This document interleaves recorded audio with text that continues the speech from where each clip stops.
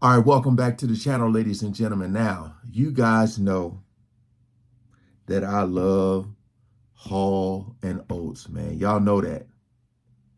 So it's very sad to see titles like this. We are on the Music Mongoose channel, which I'll leave the channel in the description so you guys can check out more videos. It says the ultimate partnership betrayal. How Hall and Oates relationship crumbled. Boy, we're here and we ain't wasting no more time. Let's jump right into it. How does a musical pair as brotherly as Hall and Oates fall out so badly that it leads to lawsuits and restraining orders? Man. This truly is a sad story. You might have grown up listening to Hall and Oates, and to see how vicious their relationship is nowadays is truly heartbreaking. So, shall we? Hi, I'm Adam. Welcome back to Music Mongoose. When it comes to iconic duos, Daryl Hall and John Oates are definitely up there amongst the greatest. Like Yes. Bonnie and Clyde, Thelma and Louise, and Wallace and Gromit. The point is, they belong together. Until recently, sadly. The pop-rock duo formed in 1970 in the city of Philadelphia, a place famous for sandwiches and some stairs. The two attended Temple University and actually met at a Battle of the Bands type competition. They realized there that they liked the same music and quickly became best buddies. They even lived together in multiple places across Philly. In the early years, the pair were struggling to find their defining sound, bouncing around from folk to soul to rock to pop.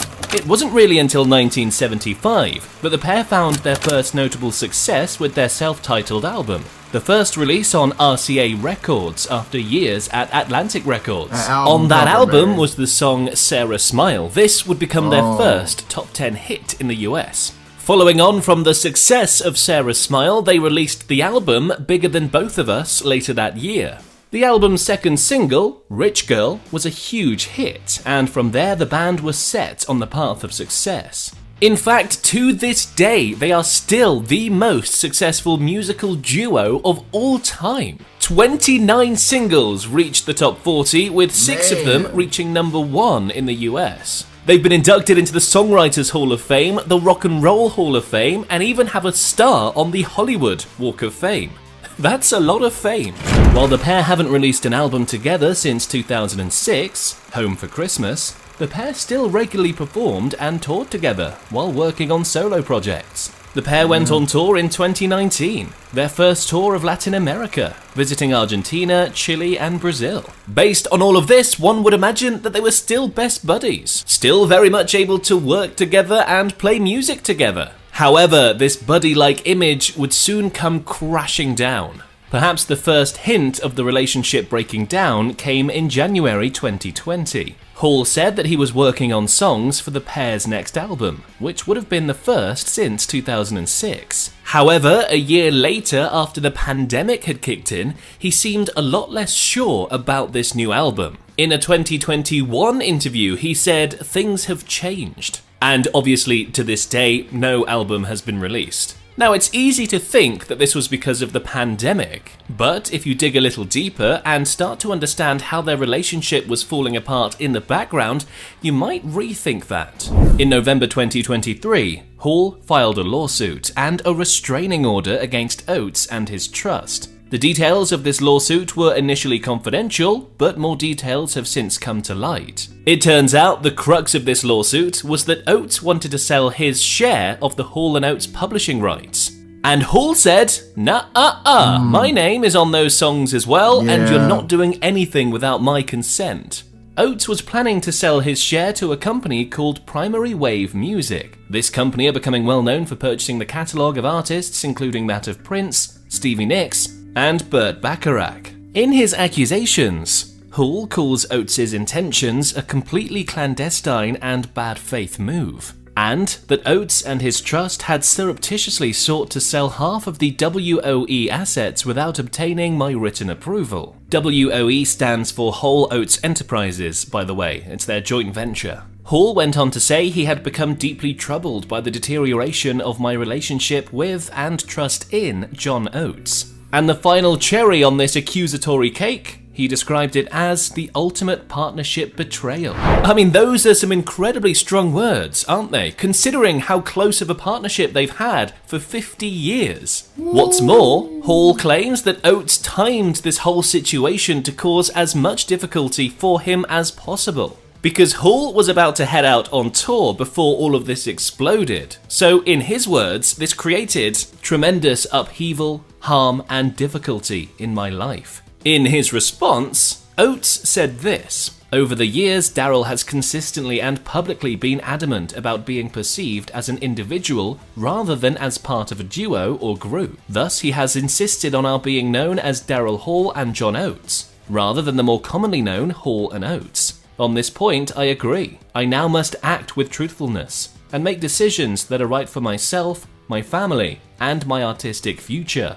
Now, the thing is, for Hall, this is all a point of principle. Hall morally doesn't believe in the concept of companies buying publishing rights. He even said that there was no amount of money that would compensate him for having to partner with such a company. Back in 2021, Hall said in an interview that he doesn't believe in the concept. He believes the idea of selling your publishing rights is misguided. As an artist, he believes this is all you have. We have seen in recent years different artists selling their publishing for obscene amounts of money. Bruce Springsteen is one example. The idea is companies like Primary Wave buy up the publishing rights and these vast catalogues of songs for eye-watering amounts of money, and then hopefully make a return on their investment through things like royalties and synchronization with TV shows and movies and things like that. Bob Dylan, another example, sold his 600-song catalogue to Universal, earning him a reported $300 million. I mean, I've got to be honest, I don't blame Oates for wanting a slice of that pie. That's a lot of money. But then again, I do also see it from Hall's perspective as well, because as he said, he was blindsided by the decision. Hall mentions that the pair had indeed already been involved in a less dramatic global divorce that brought their creative partnership to an end. But he claims he was blindsided with this decision to sell the share of WOE. And it is quite a unique case, isn't it? I mean, what are the rules when you're trying to sell a share in a writing partnership without the other person's consent? How does it all work?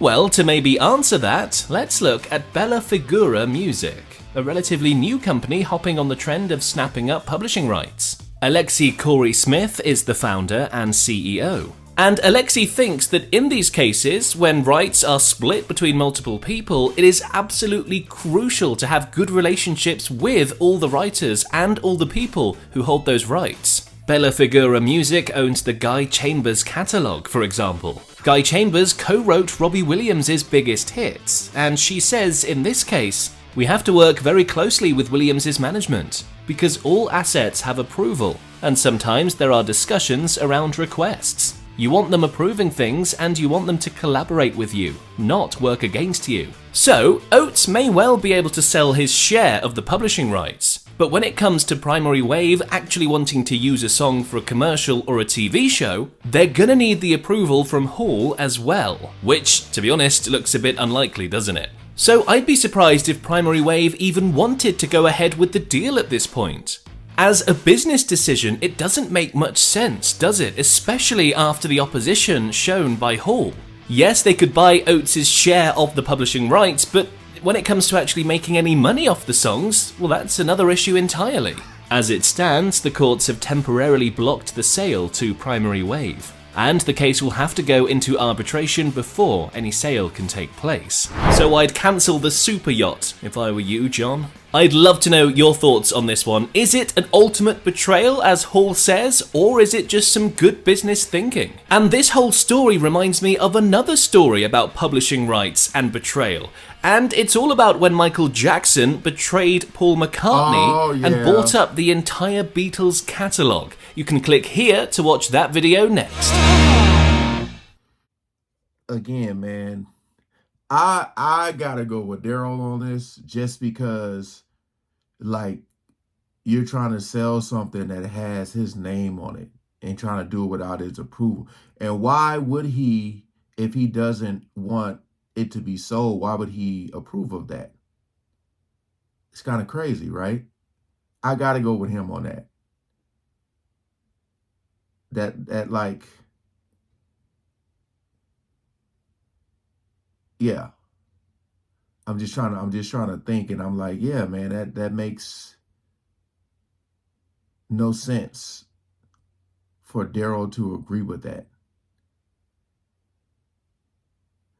Yeah, comment below, man, what y'all think about this. This Hall and Oates, man. Like, I know people feud and stuff, but man, it's like when you look at these brothers, like they so cool in the music, you know, and it's like you think about what they're going through. That's like crazy. But yeah, appreciate Music Mongoose for the video. Hope you guys enjoyed. I don't know how you enjoy, but yeah, his way of what am I trying to say here? Y'all know what I'm trying to say. But yeah, appreciate y'all. Peace out.